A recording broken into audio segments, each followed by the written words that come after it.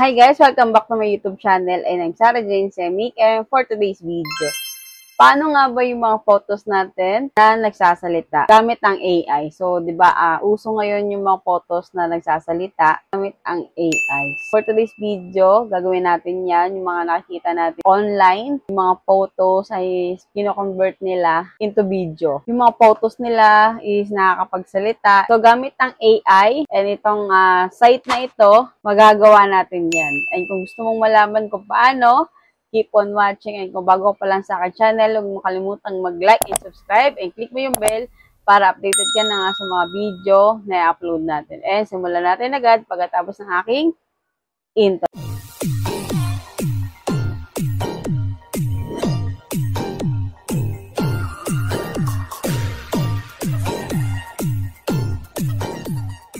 Punta tayo dito sa site na ito.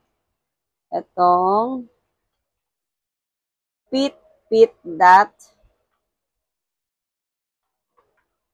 CapCut.com.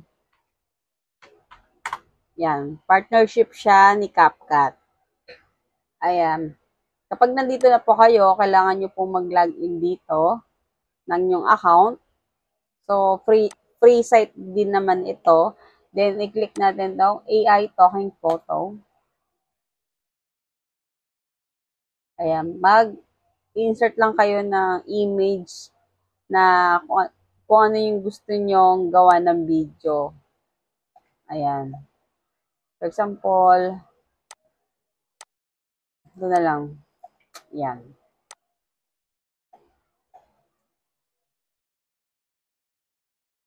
Then, check natin tong by clicking this checkbox, so confirm and agree that you own the rights. Ayan. Itong site na to is napakaganda. And punta tayo dito sa ChatGPT. Harap tayo dito ng pwede nating sabihin.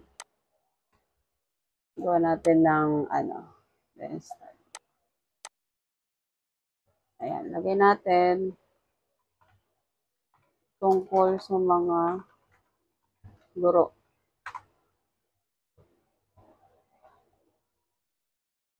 Ayan.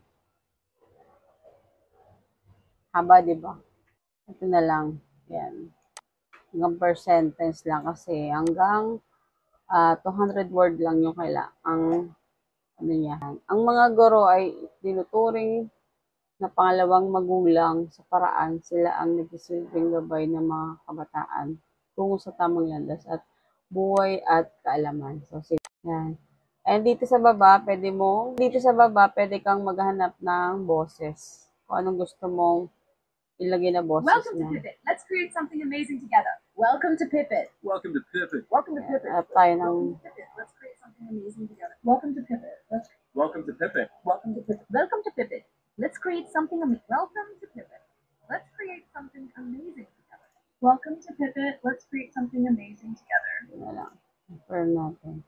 Then, huwag na tayo maglagay ng caption. So, depende sa inyo yan kung maglalagay po kayo ng caption. Then, after nyan, kung okay na, export na natin. Yan. Dito sa resolution, 1080 lang natin. Yan. Then, download. And, magantay lang tayo ng generate dito. Ayan.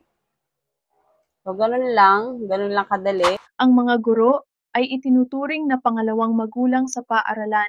Sila ang nagsisilbing gabay ng mga kabataan tungo sa tamang landas ng buhay at kaalaman.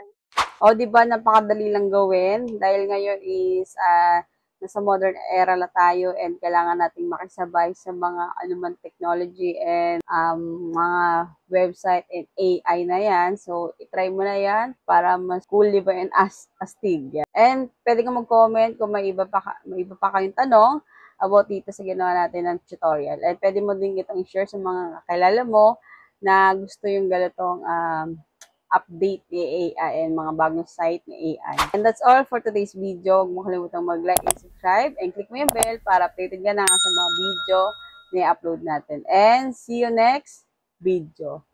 Bye!